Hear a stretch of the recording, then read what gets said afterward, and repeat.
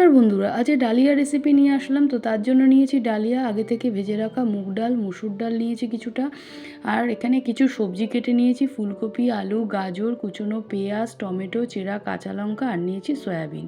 তো ডালটাকে আর ডালিয়াটাকে খুব ভালোভাবে ধুয়ে কিছুক্ষণ ভিজিয়ে রেখেছিলাম। এবার একটা প্রেসার কুকারে নিয়ে ডাল আর ডালিয়াটাকে তার মধ্যে জল দিলাম, আর নুন আর হলুদ গুঁড়ো আর সামান্য সর্ষের তেল দিয়ে নেড়ে চেড়ে দুটো সিটি দিয়ে নেবো প্রেসারে। এবার একটা কড়াইতে সর্ষের তেল দিয়ে তার মধ্যে শুকনো লঙ্কা, তেজপাতা আর নিয়ে নিলাম গোটা জিরে, ফোড়নে দিয়ে দিলাম।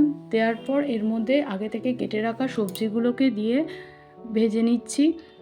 হালকা ভাজা হয়ে আসলে এর মধ্যে স্বাদ মতো নুন, হলুদ গুঁড়ো দিয়ে দিলাম, দিয়ে খুব ভালোভাবে নেড়ে চেড়ে আগে থেকে গ্রেট করে রাখা আদা দিলাম জিরে গুঁড়ো, ধনে গুঁড়ো, আর দিলাম লঙ্কার গুঁড়ো। সামান্য জল দিয়ে মশলাটাকে খুব ভালোভাবে কষাতে থাকছি। তো মশলাটা কষানো হয়ে আসলে এর মধ্যে সয়াবিন আর দিলাম টমেটো, চেরা কাঁচা লঙ্কা।